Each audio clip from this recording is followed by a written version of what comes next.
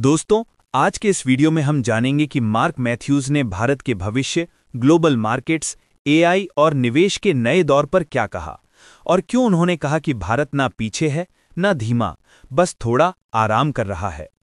Mark Mathews ने कहा, 2025 मेरे लिए एक चौंकाने वाला साल रहा।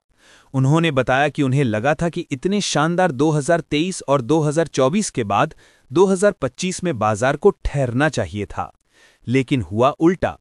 S&P 500 करीब 17% ऊपर चला गया और कई उभरते बाजार यानी इमर्जिंग मार्केट्स 30% से ज्यादा बढ़ गए।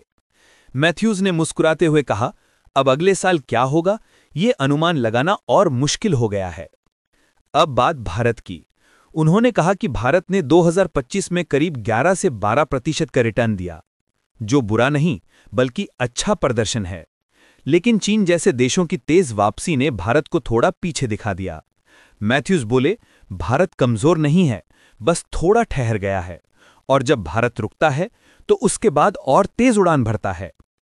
उन्होंने कहा कि ब्याज दरों में राहत, टैक्स में सुधार और मजबूत आर्थिक आधार के चलते 2027 तक भारत की कमाई 2 अंकों यानी डबल डिजिट में पहुंच सकती है।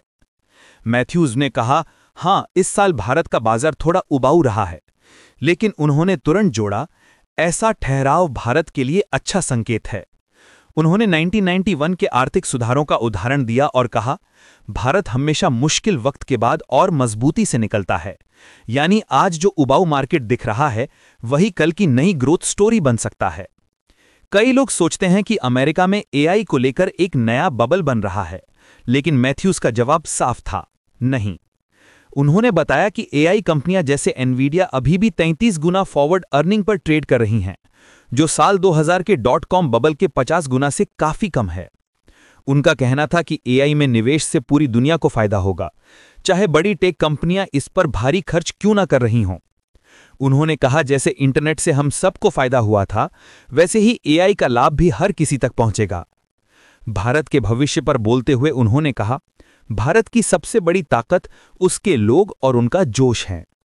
उन्होंने बताया कि भारत की वर्किंग एज पॉपुलेशन 2018 से लगातार बढ़ रही है और ये फायदा 2060 तक जारी रहेगा। उन्होंने कहा कि भारत के लोगों में कैन डू यानी कर सकता हूं वाली भावना है। यही जज्बा, यही जुगाड़ और यही नवाचार यानी इनोवेशन भारत को बाकी दुनिया से अलग बनाता है। मैथ्यूज ने कहा, भारत न अमेरिका से पीछे है, न चीन से। भारत बस सांस ले रहा है ताकि अगली दौड़ और तेज भाग सके।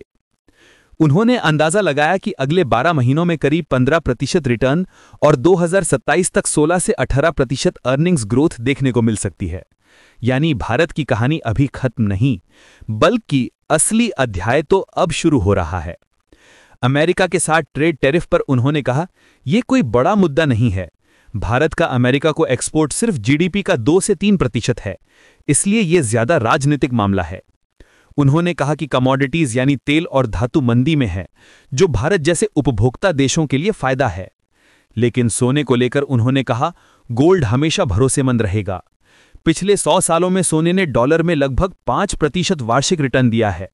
यह हमेशा इन्फ्लेशन और जियोपॉलिटिकल टेंशन के समय सुरक्षा देता है। उन्होंने कहा कि भारत में बजट को लेकर जो इतना हाइप होता है वो जरूरत से ज्यादा है।